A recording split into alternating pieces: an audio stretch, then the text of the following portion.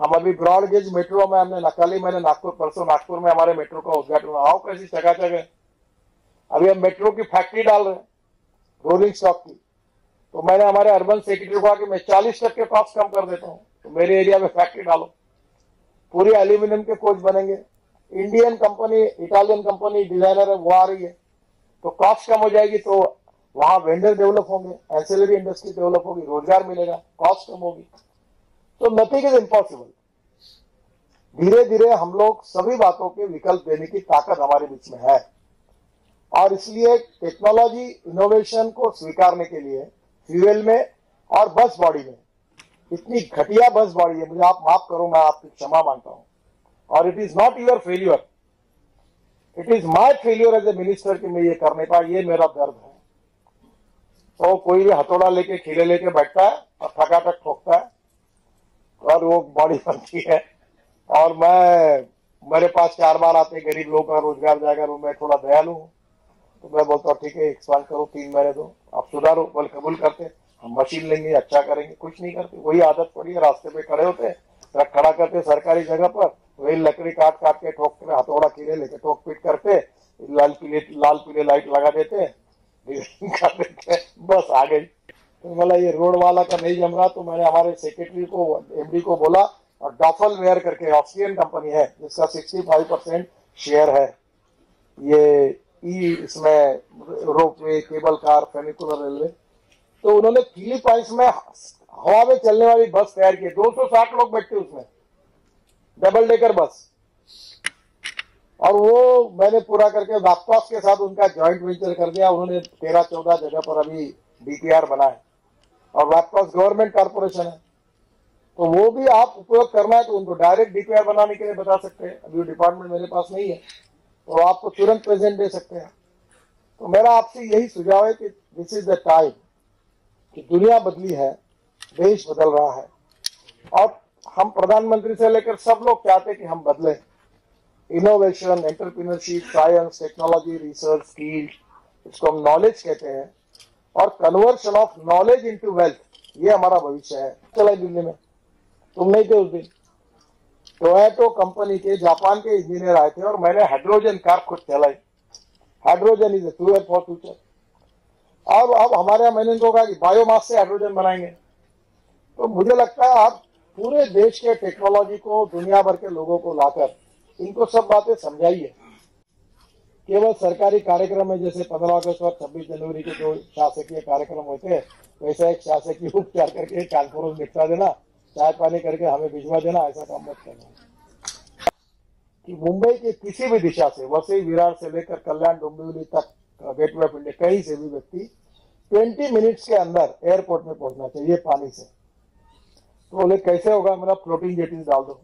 अब सी प्लेन लाने का मैं वो भी ट्रायल किया, इन्वेस्टर नहीं मिला अभी तक, एनपीबीएस सी प्लेन। तो मैंने कहा वो एयरबोट लाओ। रशिया के लोग मेरे पास बहुत बार आए, और वो ये जो टोयोटो का लैंड क्रूजर का इंजन लगाकर उन्होंने एयरबोट बनाई 12 सीटर, और वो बोट जो है उसकी speed 80 nautical mile per hour है। तो मुंबई में अगर ये अभी इसने ओला या उबर ने वाटर टैक्सी भी शुरू कर दिया, ये आ रहे। अभी हमने 2 व्हीलर को भी मान्यता दी है टैक्सी के रूप में, आप इसको स्टेट में करिए। तो मैं अभी ये यहीं से नजदीक से हम लोग दिल्ली मुंबई हाईवे बना रहे हैं, और वो हाईवे है दिल्ली से मुंबई का डिस्टेंस 280 किलोमीटर कम करेगा, और 3 साल के अंदर पूरा होगा। 12 लेन कंक्रीट रोड है, और उसको आपकी ये धुआं छोड़ने वाली एसटी बस कैसे, स्टेट ट्रांसपोर्ट की बस कैसे दौड़ेगी जी। हाईवे हम 23 बना रहे, और उसकी स्पीड को भी वो जो क्या गवर्नर, वो भी एक फ्रॉड है। वो गवर्नर बेचने वालों का धंधा है वो। ये मेरे को टाइम नहीं मिला, ये सब बंद करना चाहिए। वो गवर्नर जो बेचने वाले, मुझे मालूम है नेम प्लेट में क्या होता है, वो इसमें तुम्हारे गवर्नर में क्या होता है, ये लोग मेरे पास भी चक्कर काटते हैं। और हमारा डिपार्टमेंट 100% ट्रांसपेरेंट, करप्शन फ्री है।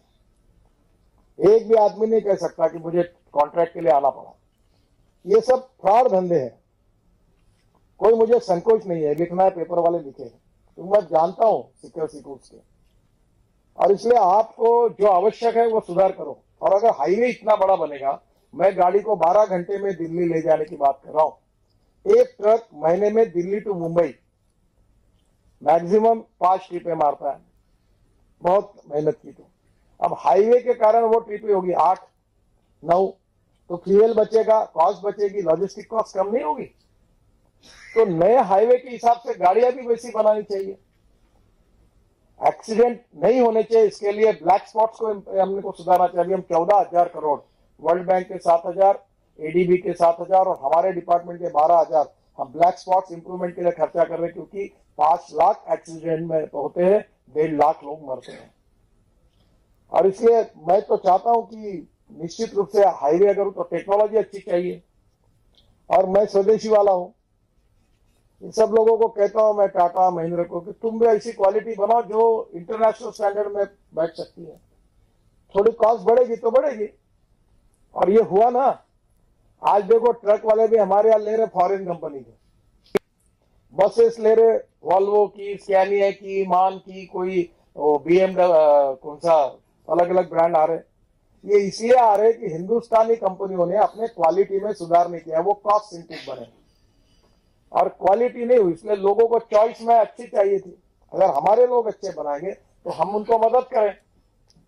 तो पहली बात, आप अगर आपका रोलिंग स्टॉक अगर अच्छा, अभी मेट्रो कैसी आई देखो। ये बताइए, हमने इथेनॉल बसेस शुरू की थी नागपुर में, उसका रेट आया था 225 किलोमीटर की गारंटी दी थी, रेट आया था 79 रुपीज पर किलोमीटर। बेस का मुझे बताया गया था उस समय कि 115 रुपए पर किलोमीटर उसका डीजल बस का खर्चा है।